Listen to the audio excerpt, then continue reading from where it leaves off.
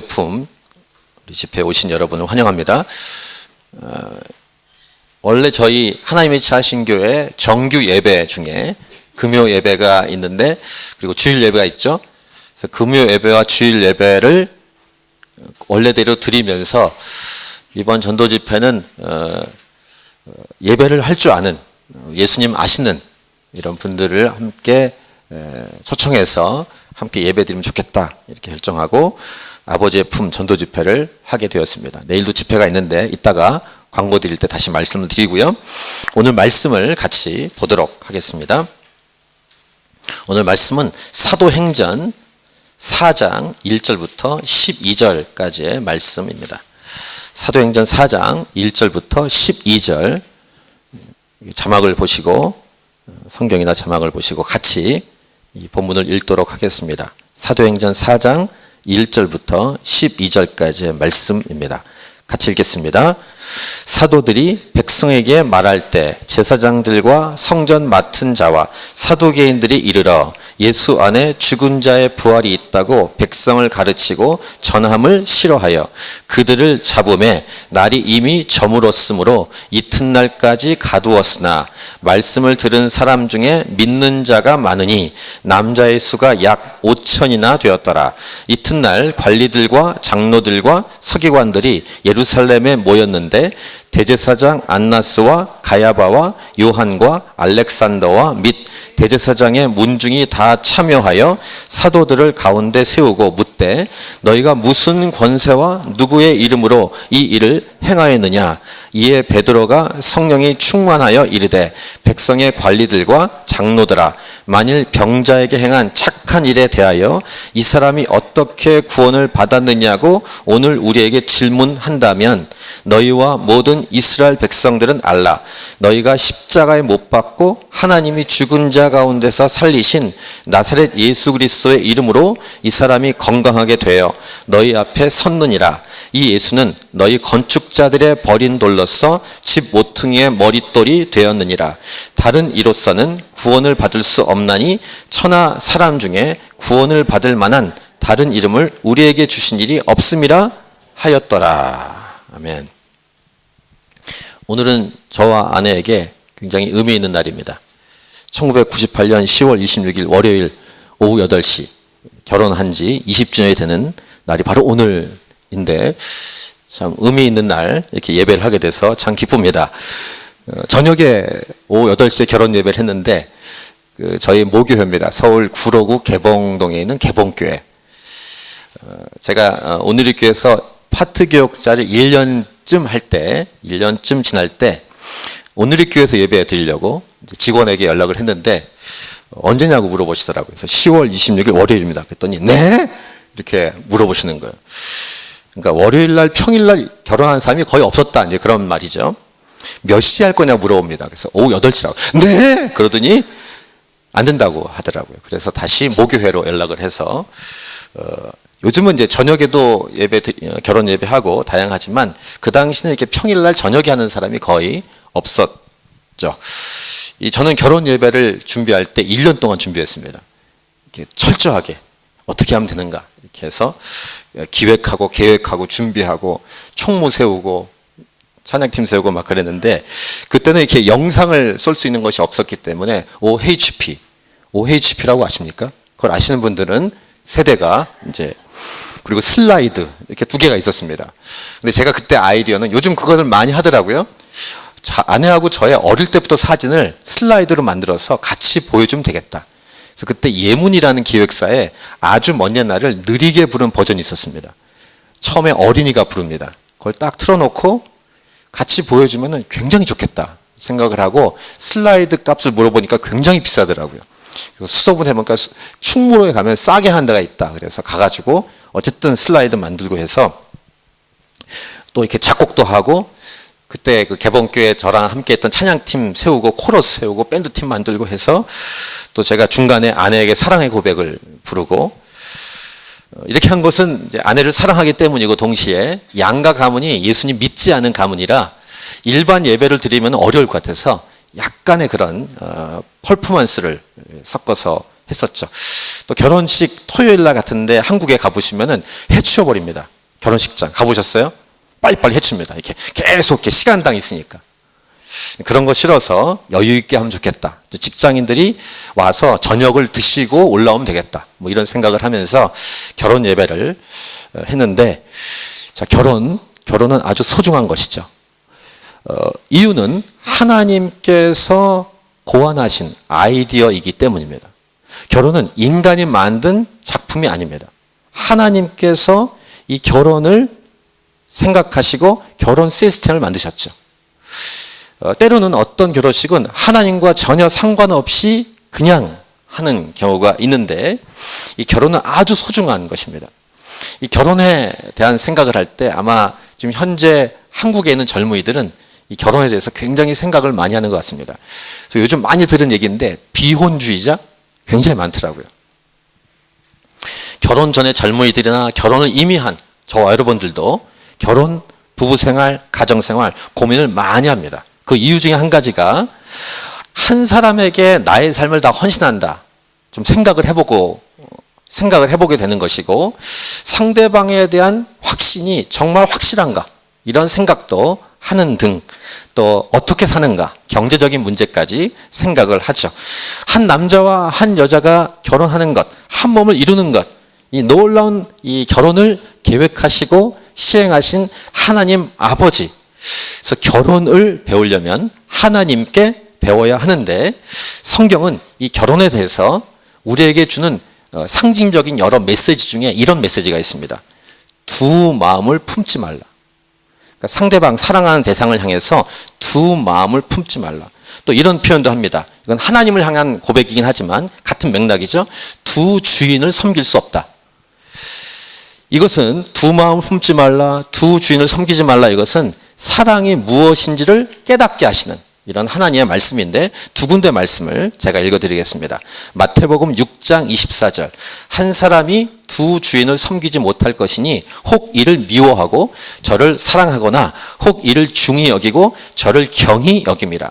너희가 하나님과 재물을 겸하여 섬기지 못하느니라. 동시에 두 대상을 섬길 수 없다. 자, 야고보서 4장 8절입니다. 하나님을 가까이 하라. 그리하면 너희를 가까이 하시리라. 죄인들아 손을 깨끗이 하라. 두 마음을 품은 자들아 마음을 성결하게 하라. 그러니까 두 마음 품은 것은 깨끗하지 않다라는 것이죠. 하나님과의 관계도 그렇고 사람과의 관계도 그렇고, 특별히 부부 관계는 바로 이 원리가 아주 중요한데, 하나님을 사랑한다고 하면서 다른 존재를 마음에 두고 있다면 그것은 하나님을 사랑하지 않는 것이다. 이런 말씀이고, 사람과의 관계도 마찬가지죠. 결혼했어요? 사랑합니다. 부부관계입니다. 근데 그 한 사람을 사랑하면 한 사람 외에 모든 사람을 사랑할 수 없다는 선언입니다. 그래서 결혼을 못하겠다라고 한다면 뭐 할 수 없지만, 그런 게 어디 있냐 하면서 결혼 이후에도 이 여자 저 여자를 만난다면 그것은 그 아내를 사랑하지 않는 것이죠. 결혼한다는 것은 이러한 선언입니다. 그 한 사람, 그 아내만, 남편만 사랑하고 나머지 모든 사람들은 그렇게 하지 않겠다는 약속을 공표하는 것이죠. 이게 사랑의 원리, 아주 중요한, 뭐 당연한 것이지만, 기본적인 것이지만 아주 중요한 것입니다. 인간이 죄를 지어서 죄악이 가득했을 때 인간이 어떤 상태였는지를 창세기 6장을 보면 하나님은 이렇게 성경에 기록하셨습니다. 그러니까 인간의 죄악된 많은 행동들이 있을 텐데, 인간의 죄악이 가득 찼을 때 이런 행동을 기록합니다. 왜 꼭 이것을 기록하셨을까라고 생각이 드는 창세기 6장 2절을 눈으로 보세요. 하나님의 아들들이 사람의 딸들의 아름다움을 보고 자기들이 좋아하는 모든 여자를 아내로 삼는지라. 이게 인간의 죄악 중에 죄악으로 들끓은 모습이라는 거예요. 그 양상. 자기들이 좋아하는 모든 여자를 아내로 삼는지라. 그 기준은 외모죠. 외모를 보고 좋으면 삼는 거예요. 다 아내로. 이것이 인간의 죄악이 쌓이고 타락된 모습의 양상이라는 것입니다. 지금 이 시대도 사랑이 점점 사라져가는 시대를 우리는 살고 있습니다. 이 여자 저 여자, 이 남자 저 남자. 사랑은 사라지고 쾌락만 남은 시대. 하나님이 이 창세기 6장 그 상태, 인간의 상태를 보시고 하나님이 이렇게 한탄하십니다. 창세기 6장 5절 기록인데요. 하나님께서는 인간의 죄악이 세상에 가득하고 또 인간이 마음으로 생각하는 모든 계획이 항상 악할 뿐임을 보시고 땅에 사람을 지으셨음을 한탄하시고 마음에 근심하신다라고 창세기 6장 5절에 기록합니다. 인간의 죄악의 그 양상 중에 두드러진 것은 이 여자 저 여자, 저 남자 이 남자.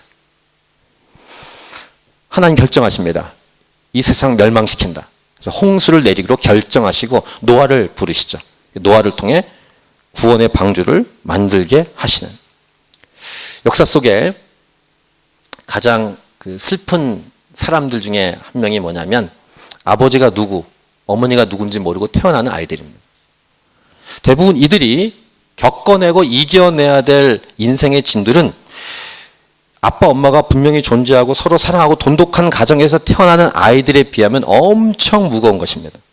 이 아이들의 잘못이 아님에도 불구하고 이 아이들은 그 짐을 아이들이 다 거의 짊어지고 살아갑니다. 행복한 가정이란 한 명의 남자와 한 명의 여자만이 결혼하는 것입니다. 이러한 맥락으로 하나님을 섬기는 것도 한 분 하나님만을 섬기는 것이 행복이라는 사실을 성경은 말씀하고 있는 것이죠. 성경을 쭉 보다가 말라기, 구약의 맨 마지막 책인 말라기 2장 15절에 이런 말씀이 있더라고요. 그러니까 마지막 때에 대한 현상을 말라기를 통해서도 말씀하시는 건데 한번 눈으로 보세요. 말라기 2장 15절. 그에게는 영이 충만하였으나 오직 하나를 만들지 아니하셨느냐. 어찌하여 하나만 만드셨느냐. 이는 경건한 자손을 얻고자 하심이라. 그러므로 내 심령을 삼가 지켜 어려서 맞이한 아내에게 거짓을 행하지 말지니라. 구약의 맨 마지막 책에 이런 말씀이 있어요. 이게 무슨 말씀인지 아시겠습니까? 죄의 모습은 한 남자가 한 여자에게 집중하지 않는 모습으로 드러난다는 것입니다. 이것은 사랑이 아니라는 거예요. 사랑이란 딱 한 대상에게만 집중하는 것이라는 것을 말씀하고 싶으신 거예요. 진정한 사랑 안에서 살아가기를 하나님은 원하시기 때문입니다. 한 대상에게만 집중한다는 것을 저는 이렇게 설명하고 싶습니다. 사랑은 마치 포커스, 초점을 맞추는 것과 똑같습니다. 초점. 이렇게 볼록 렌즈로 여러분 이렇게 태양빛을 이렇게 비춰보시면은 거리가 적당히 딱 맞으면 초점이 정확히 맞아서 불이 타지 않습니까? 그러는 것처럼 또 하나님께서 우리에게 눈을 두 개를 주셨는데 눈이 두 개를 주신 것은 포커스를 맞추고 거리 감각을 잘 맞추라고 주신 겁니다. 포커스, 초점. 이 카메라 렌즈하고도 우리 눈의 원리가 카메라 렌즈죠. 초점 맞추는 거예요. 초점은 관심이라고 할 수 있습니다. 사랑이란 그 사랑의 대상에 초점을 딱 맞추는 거예요. 그 초점을 딱 맞추면 그 외 모든 사람들은 그냥 배경이 될 뿐이에요. 희미해지고. 대중 가사 중에 이런 가사가 있더라고요. 내 눈에 너만 보인단 말이야. 어디서 들었어요. 어쨌든 그런 대중 가사 노래처럼 내 눈에 너만 보인다. 사랑의 대상에 마음이 빼앗겨 버리면 다른 어떤 것들이 이렇게 옆에 알짱거려도 관심이 없어집니다. 그 사람에게 집중하고 있으니까. 이게 사랑이라는 거예요. 사랑의 대상에 마음이 다 빼앗겨 버리면은 다른 게 안 보여요. 그 사랑의 대상만 보이지. 수많은 사람이 있어도 그 사람만 딱 보이는 거예요. 이걸 사랑이라 불러요. 초점, 관심. 이것을 좀 다른 별로 푹 빠졌다라고 말합니다. 푹 빠졌다. 푹 빠지면 걷잡을 수 없습니다. 이거 다 경험해 보셨죠? 사랑이란 때로는 걷잡을 수 없는 불길 같습니다. 이 말은 이 여자, 저 여자, 이 남자, 저 남자 이렇게 욕망을 태운다는 말이 아니고 한 남자, 한 여자에게, 한 대상에게 집중하는 것이 얼마나 강력한지 푹 빠져서 걷잡을 수 없는 불길 같은 진정한 사랑에 대한 설명이에요. 표현입니다. 저는 그 어릴 때 부천시에 살았는데 그 당시 부천시는 이렇게 지금은 도시화됐지만 시골이었습니다. 시골에 넓은 들판, 산의 야산 들판에 이렇게 가을이 되면은 우리 어린이들이 불장난을 많이 했습니다. 그때. 근데 바람이 불 때 불장난 여기만 태우려고 했는데 막 불이 막 뛰어요. 이렇게 바람이 불면은. 그래서 어릴 때 정말 야산을 여러 번 태운 적이 있습니다. 우리 친구들하고. 가을에 막 풀이 말라버린 곳에 바람이 분다. 그러면 조금만 불을 태워도 엄청나게. 마치 사랑은 불 같아요. 걷잡을 수가 없어요. 근데 그 표현을 하나님께서 성경에 이렇게 말씀하셨어요.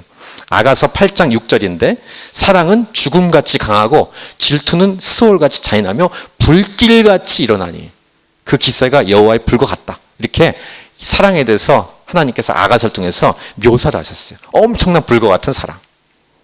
하나님을 사랑하는 것도 그렇고 사람을 사랑하고도 마찬가지라는 거예요. 사랑하면요 적당히 알맞게가 안 돼요.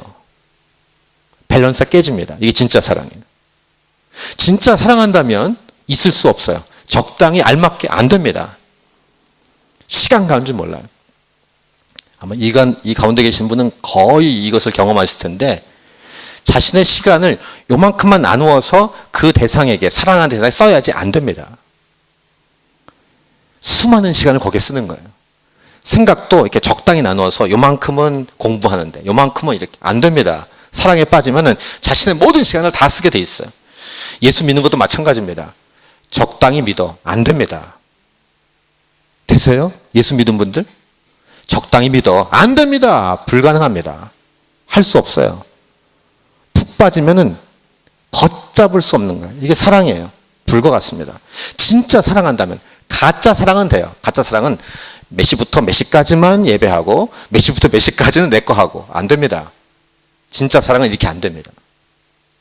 진짜 사랑은 이렇게 자로 재듯이 똑같이 분배하는 것처럼 안 됩니다. 이게 사랑이에요. 이 사랑이 누구시냐면 하나님이십니다. 그러니까 우리가 그렇게 하는 것은 결국 하나님을 본받았기 때문이고 하나님께 그것을 영향을 받았기 때문이에요. 하나님이 그렇게 우리에게 대하셨어요. 사랑의 원본은 하나님이십니다.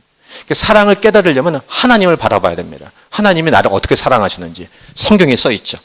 사랑이신 하나님께서 저와 여러분을 어떻게 사랑하셨냐면 정말 불과 같이 쏟아 부으셨는데 엄청난 사랑으로 쏟아 부으셨는데 죄로 인해서 하나님을 멀리 떠난 세상은 자신들 안에 있는 사랑의 흔적으로만으로도 사랑을 논합니다.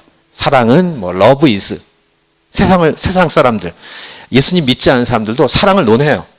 그것은 사랑의 흔적이 남아있기 때문이죠.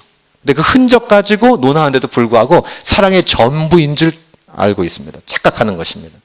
이 사랑이 얼마나 크고 강한지 예수님을 믿지 않은 분들의 안에도 사랑의 흔적이 남아있어서 사랑을 논하지만 때로는 사랑과 거리가 먼 이야기들도 사랑인 것처럼 말하기도 합니다.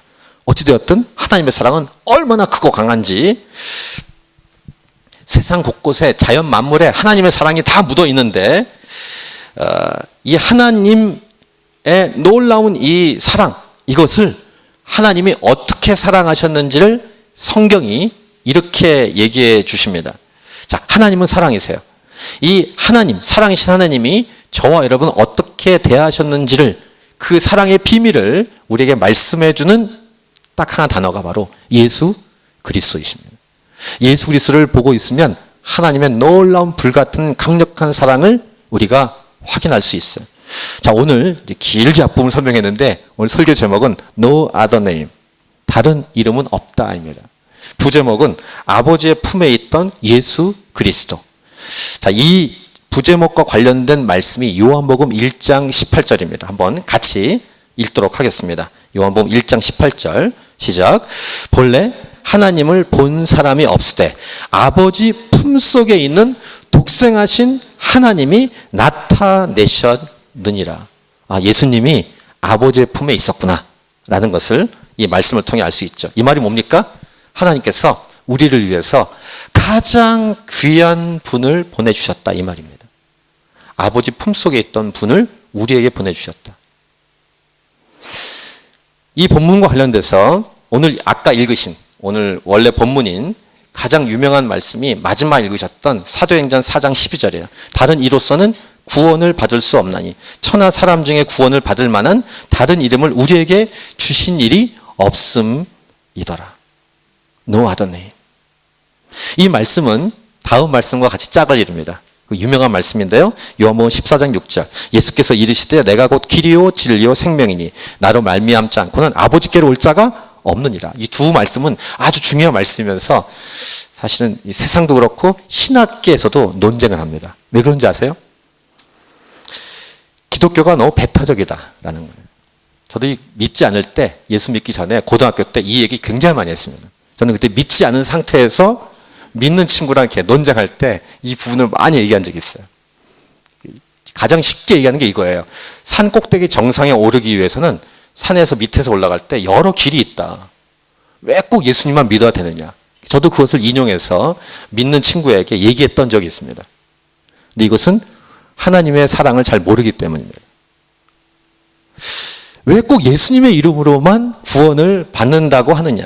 하나님은 이렇게 속이 좁냐. 그래서 어떤 교회는요, 실제적으로 속이 좁지 않은 하나님을 나타내기 위해서 그런지 모르지만 부처님 오신 날에는 목사님이 절에 가서 설교하고 크리스마스에는 스님이 교회에 와서 설교하는 그런 교회 있습니다. 구원의 문을 넓히고 다양하게 하는 것이 마치 사랑이라고 착각하는. 더 나아가서 미국의 어떤 목사님은 사랑이신 하나님이 어떻게 지옥을 만들었겠냐. 지옥 없다 이렇게 말하는 분도 계십니다. 근데 사랑을 잘 생각해 보시면 진짜 사랑은 가장 귀한 것을 주는 거예요.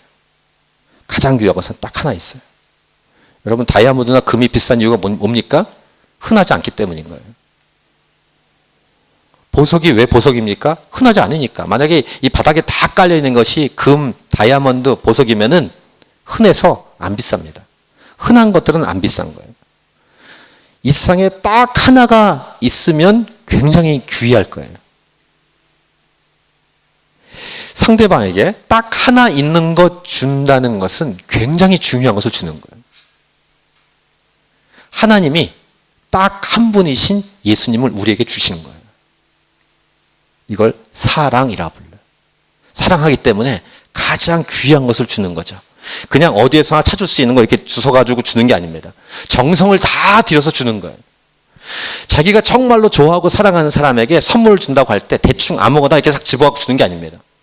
생각하고 고민하고 찾고 그렇게 해서 가장 귀하게 해서 소중한 것을 주는 게 사랑의 표현인 것처럼 하나님께서 저와 여러분에게 그렇게 하셨다는 거예요. 우리에게 주신 분 딱 한 분이신 아주 귀한 선물을 하나님의 독생자를 우리에게 주셨다. 이렇게 우리를 사랑하기로 결정하신 하나님은 이 사랑을 포기하지 않고 왔다 갔다 하지 않고 변덕 갖지 않으시고 끝까지 일관적인 사랑으로 우리에게 베풀어 주신다는 것입니다. 인간은 이랬다 저랬다 합니다. 아무리 사랑하는 대상이라도 변덕이 심하죠. 사랑이신 하나님은 사랑하기로 결정하시면 포기하지 않으십니다. 일편단심으로. 제가 좋아하는 구절이 있는데 예레미야 31장 3절 옛적에 여호와께서 나에게 나타나사 내가 영원한 사랑으로 너를 사랑하기에 인자함으로 너를 이끌었다 하였노라. 여기 영원한 사랑으로 너를 사랑한다라는 표현을 가지고 제가 예수님 믿은 지 얼마 안 됐을 때 청년 때 선교단체에 있었는데 이런 노래가 있었습니다. 영원한 사랑으로 너를 사랑하노라. 그래서 인자함으로 너를 인도했노라. 이런 노래가 있었어요. 선교단체 참 예배 때 많이 불렀는데 예수님만을 통해서 구원을 주시겠다라고 하신 것은 우리가 하나님께 나아가는 방향만을 생각할 때는 배타적이게 보이고 그런데 잘 생각해 보세요. 하나님께서 우리를 향한 방향을 생각해 보면 이것이 엄청난지를 알게 됩니다. 하나님이 우리 인간을 향한 사랑. 전 이것을 이렇게 표현하고 싶어요. 이건 제가 만든 용어입니다. 하나님의 헌신. 한번 따라할래요? 하나님의 헌신. 하나님이 우리를 향해 헌신하신다? 예. 하나님의 헌신. 남편과 아내로 말하면 아내에게 남편이 못된 남편은 나만 사랑해 하고 자기는 막 놀아다녀. 나쁜 남편 아니겠어요?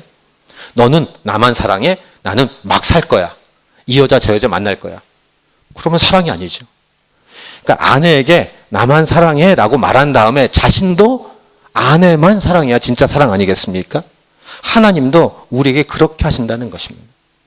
하나님께서 우리에게 하나님을 사랑하기로 하나님만 사랑하기로 말씀하시지만 하나님도 여러분 우리를 향해서 좌로나 우리나 치우침이 없이 한 대상을 향해서만 우리를 향해서 사랑하기로 결정하신 하나님. 근데 구약 당시에 이스라엘 백성이 그렇게 하지 않았죠. 하나님이 아닌 다른 존재를 마구 섬겼습니다. 우상 숭배를. 하나님이 여러 사람을 통해서 말씀하셨는데 이분들이 예언자 아닙니까? 그 중에 이 성경의 구약에 나오는 예언자 중에 독특한 선지자가 여럿이 있는데 호세아라는 선지자가 있습니다. 근데 호세아라는 선지자는 참 불쌍합니다. 이렇게 읽다 보면은. 뭐냐면 이겁니다. 호세아 보고 말씀하시면 어느 날 너 결혼하는데 음란한 여인하고 결혼해라. 이렇게 말씀하시는 거예요. 그러니까 창녀랑 결혼하란 말이면 언어적으로 말하면 너 창녀랑 같이 결혼해. 그래서 고멜을 만납니다. 그러니까 고멜을 만나는데 창녀니까 자꾸 집을 나가는 거예요. 다른 남자랑 놀아나는 거예요. 하나님 말씀하세요. 가서 값을 지불하고 다시 데리고 와. 이게 호세아와 고멜이에요. 왜 이 호세아에게 이런 황당한 삶을 요구하십니까? 이스라엘 백성이 그랬다는 거예요. 아니, 저와 여러분이 그랬다는 것입니다. 하나님만 섬기는 게 아니라 이것저것을 섬기니까 하나님이 호세아라는 삶을 통해서 실제적으로 이렇게 너희들이 했다라고 예시를 보여주기 위해서 아예 호세아를 창녀랑 결혼하게 만드는 거예요. 그리고 그 나온 자녀들의 이름이 음란한 자녀의 이름을 줍니다. 근데 호세아에게 하나님 말씀하신 건 너는 일편단심 고멜만을 사랑해라.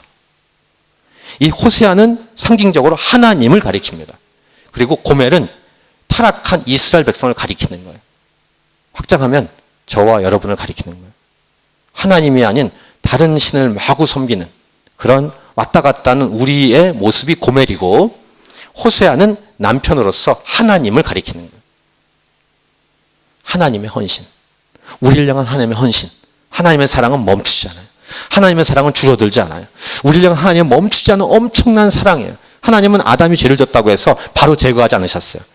까지 참으시고 아담을 통해서 자손이 올 때까지 기다리시는데 그 자손으로 보내는 한 분이 예수 그리스도예요. 하나님은 인간을 포기하지 않으셨어요. 하나님의 놀라운 사랑이에요. 포기하지 않는 사랑, 위대한 사랑.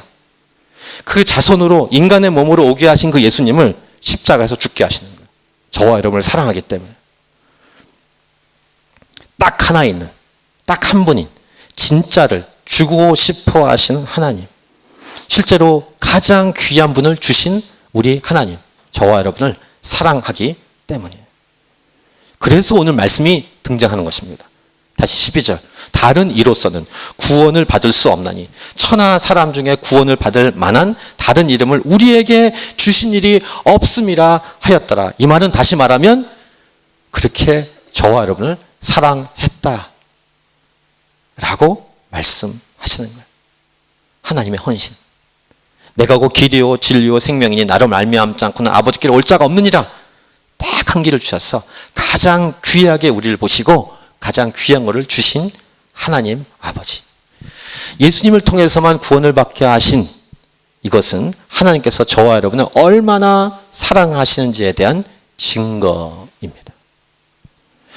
저와 여러분을 위해서 죽으신 이 예수님은 다른 어떤 존재가 아니라 바로 예수 그리스도이십니다. 이 예수님께서 저와 여러분을 살리기 위해서 십자가에서 죽으셨습니다. 다른 이름은 없습니다. No other name. 오직 예수 그리스도밖에 없습니다. 예수님을 바라보고 있으면 하나님이 나를 사랑하셨구나. 지금도 사랑하시는구나. 라는 것을 확인할 수 있는 것입니다. 이 구원의 이름, 소망의 이름, 능력의 이름, 예수님의 이름을 찬양합니다. 우리 한번 영상 하나를 볼 텐데 우리 그 박서 5분짜리 영상 있죠? 영상 보고 우리 찬양 한 곡 하고 함께 기도하도록 하겠습니다.